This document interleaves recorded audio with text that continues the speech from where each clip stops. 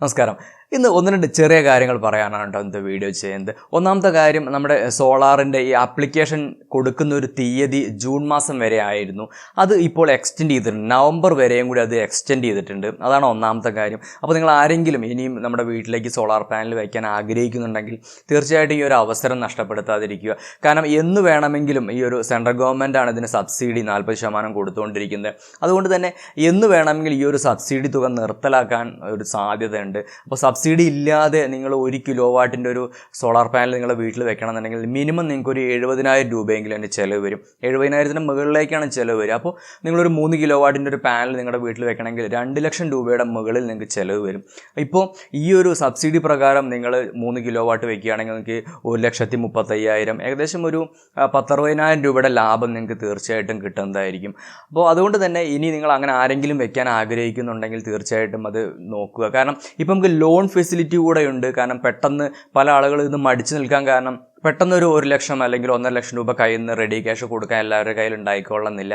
അപ്പോൾ അങ്ങനെ നമുക്ക് സാധാരണക്കാരായ ആളുകൾ ആരെങ്കിലും അങ്ങനെ നിങ്ങൾക്ക് ഒരു സോളാർ പാനൽ വെക്കണമെന്നുണ്ടെങ്കിൽ നമുക്കിപ്പോൾ ലോൺ ഫെസിലിറ്റി ഉണ്ട്. നമുക്ക് 80% ടോട്ടൽ എമൗണ്ടിൻ്റെ 80% നമുക്ക് ബാങ്കുകൾ ലോൺ തരുന്നതായിരിക്കും. അപ്പോൾ നിങ്ങൾ ഓൾറെഡി ഒരു ഹൗസിംഗ് ലോൺ ഉള്ള വ്യക്തിയാണെങ്കിൽ വളരെ ഈസിയാണ്. നിങ്ങൾക്കൊരു അത് ടോപ്പപ്പ് ചെയ്ത് തരും. എല്ലാ ബാങ്കുകളും നിങ്ങൾക്ക് ടോപ്പപ്പ് ചെയ്ത് തരും. ഇനി ഹൗസിംഗ് ലോണൊന്നും ഇല്ലെങ്കിൽ തന്നെ നമുക്ക് യൂണിയൻ ബാങ്ക് ചെയ്യുന്നുണ്ട്, അതുപോലെ തന്നെ കനറ ബാങ്ക് ചെയ്യുന്നുണ്ട്, യെസ് ബാങ്ക് ചെയ്യുന്നുണ്ട്. ഇതുപോലെ കുറേ ബാങ്കുകൾ ചെയ്യുന്നുണ്ട്. ഞാൻ അതിൻ്റെ വെബ്സൈറ്റിൽ അതിൻ്റെ ഡീറ്റെയിൽസ് നിങ്ങൾക്കൊന്ന് കാണിച്ചു തരാം.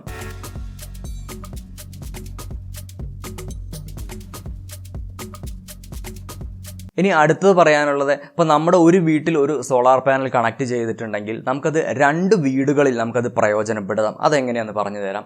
അതായത് ഇപ്പോൾ എൻ്റെ പേരിൽ 2 വീടുണ്ടെന്ന് വിചാരിക്കുക. സെയിം ഹൗസ് ഓണർ ആയിരിക്കണം. അപ്പോൾ എൻ്റെ പേരിൽ 2 വീടുണ്ടെങ്കിൽ ഇപ്പോൾ എൻ്റെ ഒരു വീട്ടിൽ എനിക്കൊരു 5 കിലോ വാട്ടോ അല്ലെങ്കിൽ അതിൽ കൂടുതലോ ഞാനൊരു പാനൽ വെച്ചിട്ടുണ്ട്. അപ്പോൾ ഈ വീട്ടിൽ ഞാൻ ഉപയോഗിച്ച് സർപ്ലസ് ആയി വരുന്ന കറണ്ട്, അതായത് എൻ്റെ ഉപയോഗശേഷം ഞാൻ തിരിച്ച് KSEB അല്ലെങ്കിൽ ഗ്രിഡിലേക്ക് കൊടുക്കുന്ന ഈ ഒരു കറണ്ട് ഉണ്ടല്ലോ, ഈ ഒരു എക്സ്പോർട്ട് ചെയ്യുന്ന ഈ ഒരു കറണ്ട് നമുക്ക് നമ്മുടെ സ്വന്തം ഉടമസ്ഥയിലുള്ള വേറൊരു വീട്ടിലേക്ക് നമുക്ക് ഉപയോഗപ്പെടുത്താൻ സാധിക്കും. അതായത് സെയിം ഓണർ ആയിരിക്കണം എന്ന് മാത്രം, സർപ്ലസ് എമൗണ്ട് നമുക്ക് മറ്റ് വീട്ടിലേക്ക് നമുക്ക് ഉപയോഗപ്പെടുത്താൻ സാധിക്കും.